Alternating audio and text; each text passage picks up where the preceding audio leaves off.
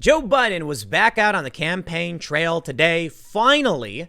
You know, he's been hiding in his basement for quite some time, and he decided to say something about the socialists. He said, do I look like a radical socialist with a soft spot for rioters? Really?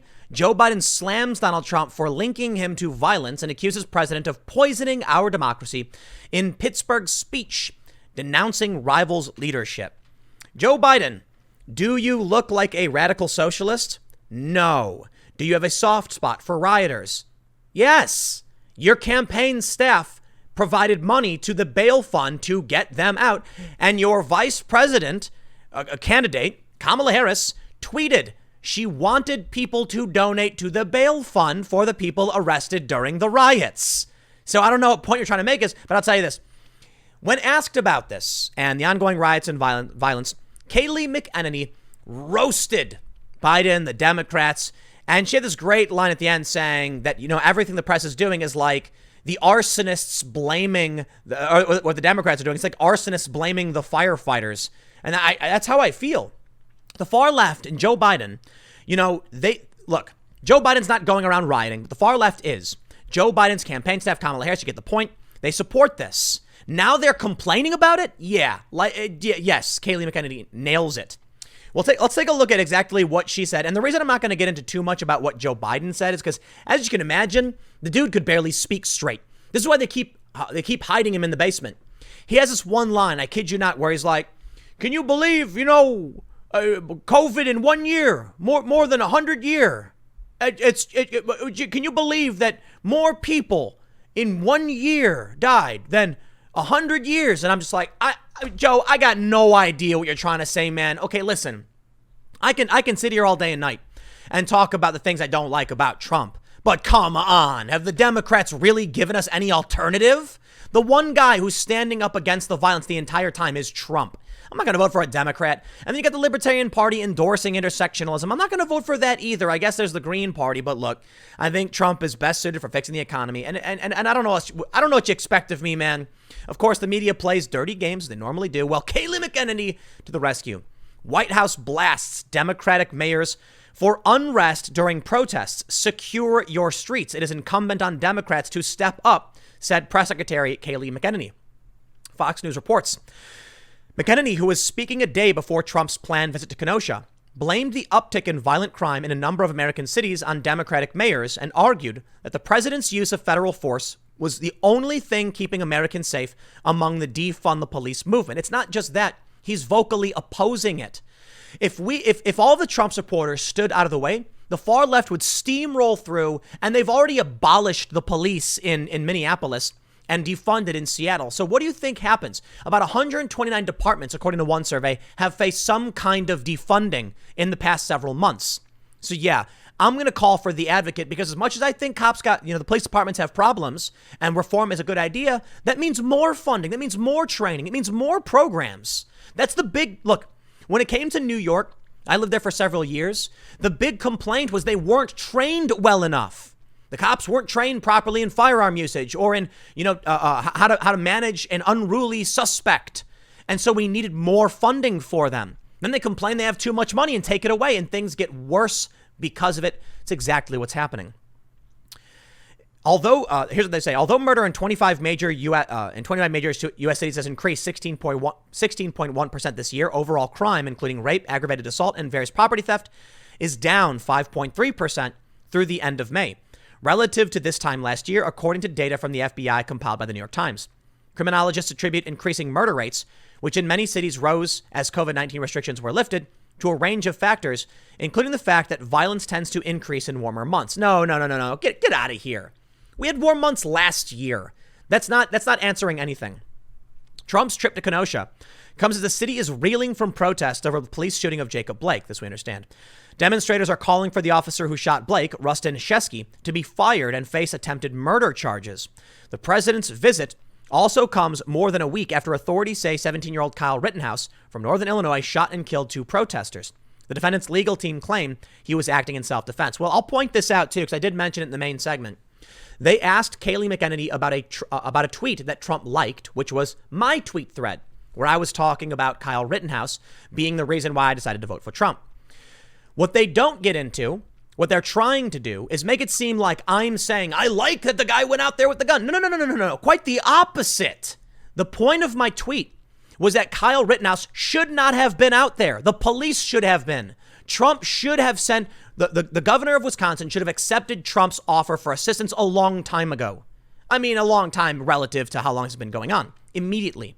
He should have bolstered the National Guard as requested. Kyle Rittenhouse is a good example of why I decided to vote for Trump. A young man who should not have been out there and was put in this position. And yes, foolishly took it upon himself. All of these things should not have happened. The riots shouldn't have happened. I mean, the shooting of Jacob Blake shouldn't have happened either, okay? But that's a tougher question pertaining to this guy having a warrant, going into this woman's home illegally. It wasn't supposed to. It was a restraining order, being armed with a knife. I'm not happy any of it happened. But the situation with Kyle Rittenhouse should not especially have happened.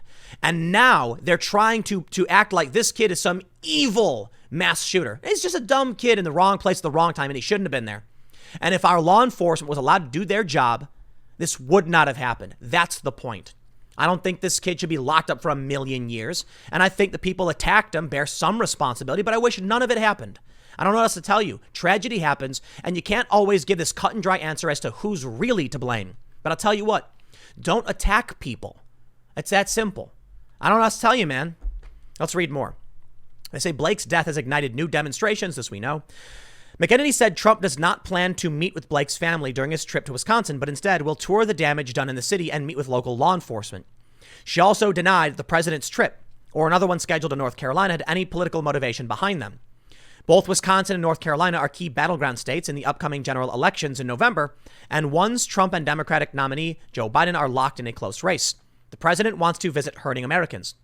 When asked about violence over the weekend in Portland, Oregon, where one supporter of the president was shot and killed after a large caravan of Trump supporters and Black Lives Matter protesters clashed, McEnany grew heated by a question about reports of paintball guns being fired. She said, "You're going to ask me about a paintball video when there is horrific violence? There has been 90 days of violence from an anarchist organization." Bravo, Kayleigh. Republicans has roundly blamed Antifa, a shadowy left-wing anti-fascist movement made up of autonomous groups, for much of the violence and looting that has followed. I think this is wrong. I understand the idea of Antifa to catch-all term, but this is overtly Black Lives Matter supporters. They're chanting Black Lives Matter. I've said it before. If you come out and say, we want a communist revolution and wave a flag, you'll get like 10 people.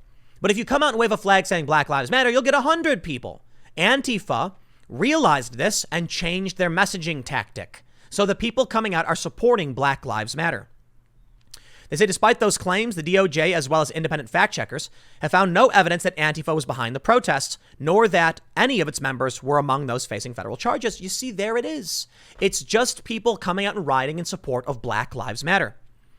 McEnany's comments and Trump's upcoming meeting with Wisconsin law enforcement comes in the heels of last week's RNC, where many in the GOP cast the upcoming election as a clash between law and order and anarchy. Trump has denounced protesters as thugs while sharply defending police, and the organizers of the convention used recent protest footage to paint a foreboding and violent picture of the future if Biden denies Trump a second term. Trump is expected to continue to hit that theme when he travels to Kenosha. And there's one thing that matters.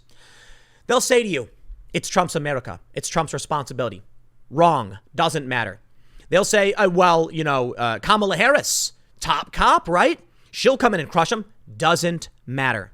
You know what does? When this started, Trump said no. And what did Biden and Kamala and many other Democrats say? They cheered it on. The Democratic mayors and governors used taxpayer funds to support their message and paint Black Lives Matter in the street. That's extreme. That's too extreme for me, and it makes me really angry. It's offensive that they would take taxpayer money for this. Are they going to paint MAGA or Blue Lives Matter? No, they've denied that repeatedly. That's what matters. Trump has consistently denounced this, and he was right. When he said no, because it was going to get worse, it did get worse. And the Democrats ignored it. And the betting odds started flipping. And the polls started flipping. And now Donald Trump is set to do better than expected. I think it's funny because, a few weeks ago, they were like, Trump is double digits down. His COVID response has been awful and, Biden's winning. But keep in mind, things can change. Trump can turn it around. I thought that was particularly funny because here we go. And it's a Democrat's own fault. All I needed early on was when the riots happened was for any one of them to say no to the people going around burning things down while claiming they support Black Lives Matter. No. To the people waving the Antifa flags, wearing all black, smashing windows. No. They couldn't do it. Of course, they'll try and lie now. It's not really Black Lives Matter doing this. It's, agitators. Tell that to the actual people who work for and organize with Black Lives Matter, cheering for this stuff, tweeting about it. Sorry, your narrative isn't going to work. You embraced extremists in a desperate bid to win, and now you will have to look. What is it? What is it saying? No, I'll just put it this way: you reap what you sow. Because other people that I won't use any other idioms. That one, you reap what you sow. You throw the seeds out. Now you get what you get. You want to support this? Well, then people are going to turn on you, and you got nothing else to say. I'll leave it there. I got a couple more segments coming up in a few minutes. Stick around, and I will see you all shortly.